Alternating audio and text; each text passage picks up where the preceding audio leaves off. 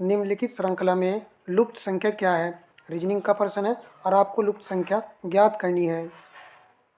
देखिए यहाँ पर 4 दूनी 8 हो रहा है, मगर आगे इस तरह की कोई प्रक्रिया नहीं चल रही है, छोटी बड़ी संख्या हो रही है। यदि हम यहाँ पर देखें, यहाँ पर 125 है तो ये 5 का क्यूब है। 64 यहाँ पर लिखा हुआ है तो 4 का क्यूब है। 27 यहाँ पर लिखा हुआ है तो 3 का क्यूब है। 8 यहाँ पर लिखा हुआ है तो 2 का ये क्यूब है। इतनी बात तो हमारी समझ में आ गई है। अब इसने किया क्या है ये आपको थोड़ा सा देखना है। यहाँ पर देखिए दोस्तों, 4 से 9 हो गया है। ये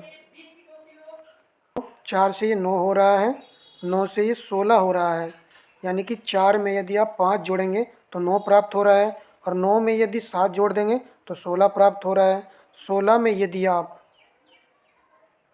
9 जोड़ देंगे तो यहाँ पर आपको 25 प्राप्त हो जाएगा। तो बिल्कुल सही है, तो ऑप्शन सी राइट आंसर हो जाएगा। इस तरीके से इसने प्रश्न को हल किया है। चलिए प्रश्न नंबर देखते हैं 17। निम्नलिखित श्रृंखला में एक्स वाई में लुप्त संख्याएं एक्स वाई होंगी, तो लुप्त संख्या आपको ज्ञात करनी है। तो जब भी छोटी बड़ी वैल्यू देकर रखेगा तो आपको 2 सीरीज देखने को मिलेंगी।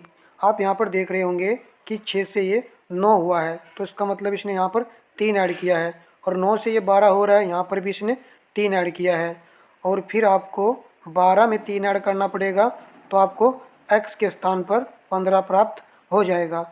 अब दूसरी चीज़ देखिए आप, 16 से ये 13 हो रहा है, इसका मतलब 3 ये घट रहा है। फिर 13 से ये 10 हो रहा है, तो यहाँ पर भी 3 घट रहा है। फिर 10 में से आप 3 घटा दीजिए तो y के स्थान पर आ जाएगा 7। तो x की वैल्यू आई है आपके पास 15 और y की वैल्यू आई है 7। तो ऑप्शन डी में आपके प्रश्न का राइट आंसर हो गया है। तो जब भी छोटी बड़ी वैल्यू आपको दिखे तो आपको समझ जाना है कि वहाँ पर डबल सीरीज ये चला रहा है। प्रश्न नंबर 18 है, यदि डेट को कोडित किया गया है इस रूप में तो कम का कोड होगा। कम का क्या कोड होगा ये हमको बताना है। आप नंबर डाल लीजिए। तो डी का नंबर 4 होता है और डब्लू का 23 होता है। तो ये तो लग रहा है मुझे कि उल्टा इसने लिखा है, यानी कि डब्लू का अपोजिट डी होता है, या फिर कह लीजिए कि डी का अपोजिट जो है डब्लू होता है। ए का जेड होता है, टी का जी होता है, ई का वी होता है। तो बस आपको कुछ नहीं करना है। अब आप नीचे देखिए, सी का अपोजिट क्या हो जाएगा, एक्स हो जाएगा। ओ का क्या हो जाएगा, एल हो जाएगा। एम का क्या हो जाएगा, एन हो जाएगा। ई का क्या हो जाएगा, वी हो जाएगा। तो X L N V option B right answer है।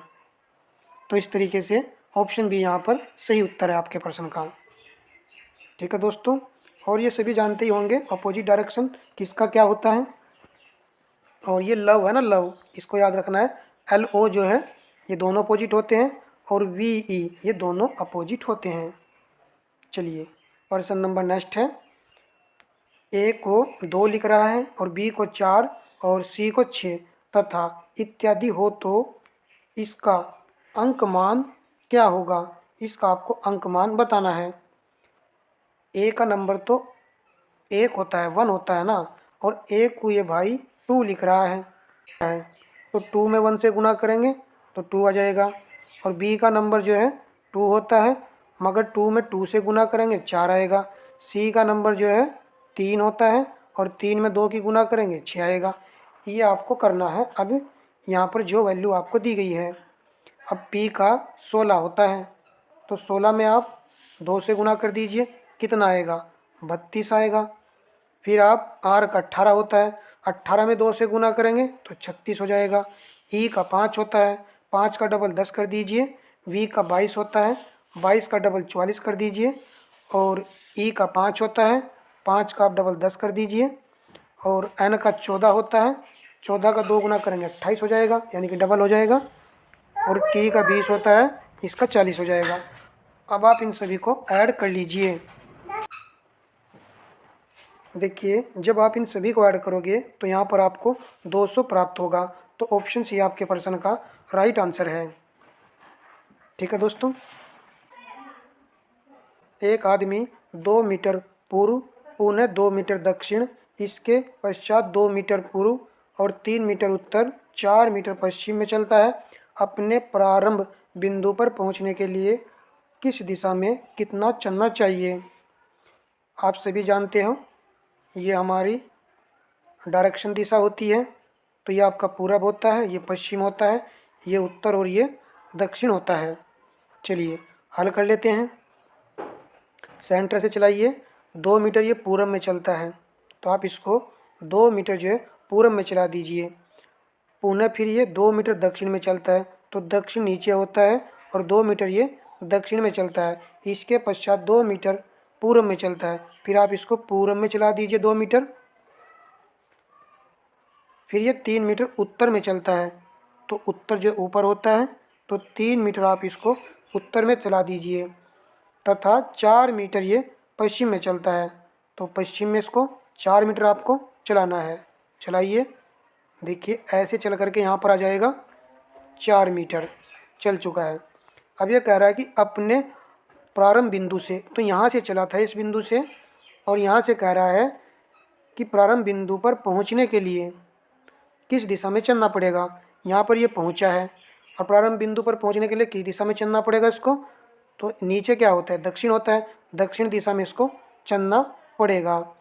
और कितना चलना पड़ेगा, आप देख रहे होंगे कि यहाँ तक कितनी वैल्यू है, ये 3 है, और यहाँ से यहाँ तक कितना है, 2 है। तो 3 में से जब आप 2 घटाओगे तो कितना बचेगा, 1 बचेगा। यानी कि यहाँ पर ये 1 मीटर की दूरी तय करेगा, तब जा कर के ये दक्षिण में पहुँचेगा। ऑप्शन बी यहाँ पर आपके प्रश्न का राइट आंसर हो जाएगा।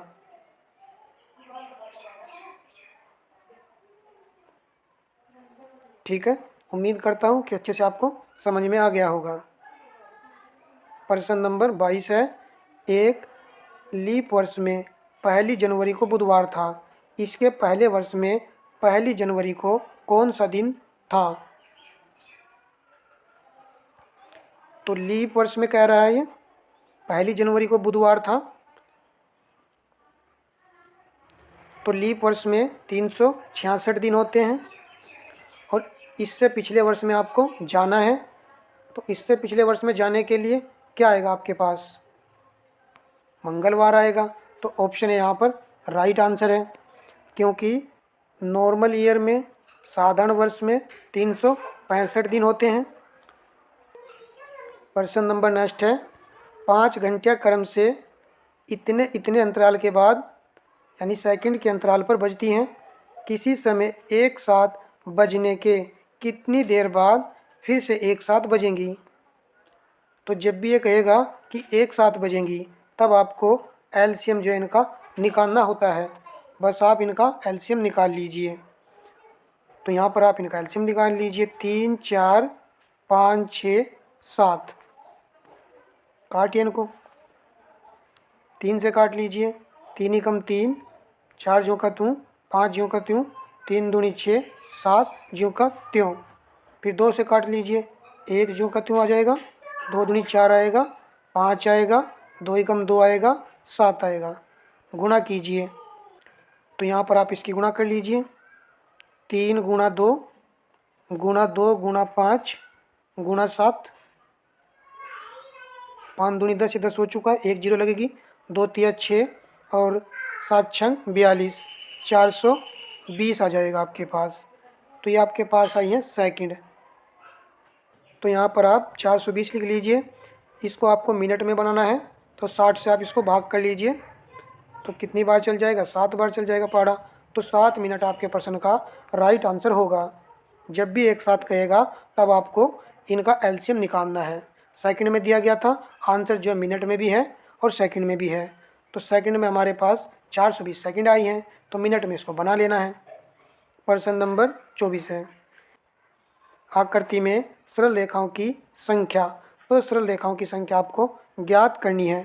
आसान प्रश्न है। देखिए, यहाँ से यहाँ तक एक सरल रेखा है, फिर ये 2 है, ये 3 आएगी, ये 4 आएगी, ये 5 आएगी, ये 6 आएगी, ये 7 आएगी, फिर ये 8 हो जाएगी पूरी यहाँ तक, ये आपके पास 9 हो जाएगी, ये आपके पास 10 हो जाएगी, 10 हो चुकी हैं। और देखिए यहाँ पर फिर आपके पास ये 11 हो जाएगी, फिर ये बच रही है कि 12 हो जाएगी। तो इस प्रकार ऑप्शन सी राइट आंसर है। इस आकृति में सरल रेखाओं की संख्या जो है 12 है। प्रश्न नंबर नेक्स्ट देखिए, वीडियो का लास्ट और अंतिम प्रश्न है। सेशन पसंद आया तो वीडियो को भाई लाइक शेयर कीजिएगा अपने दोस्तों में, ताकि इस प्रकार की क्लास में कंटिन्यू जारी रख सकूं। ठीक है दोस्तों, किसी कक्षा में आकाश का स्थान ऊपर से 7वां और नीचे से 28वां है, उस कक्षा में कितने छात्र हैं? तो कुल छात्र हमसे पूछा है। इसका सूत्र होता है कुल संख्या बराबर ऊपर से स्थान प्लस नीचे से स्थान और -1, ये इसका फॉर्मूला होता है। चलिए अब आप देखिए कक्षा में कितने छात्र हैं, ये हमसे पूछा गया है।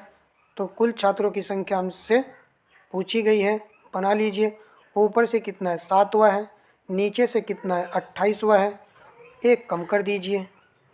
इन दोनों को जोड़ने पर कितना आएगा 35 आएगा, 35 में से आप एक कम कर दीजिए, 34 आपके प्रश्न का राइट आंसर होगा, जो कि ऑप्शन ए में रखा हुआ है। तो ए विकल्प यहाँ पर सही आंसर है। और जैसा कि हमने बताया कि वीडियो को लाइक शेयर कर दीजिएगा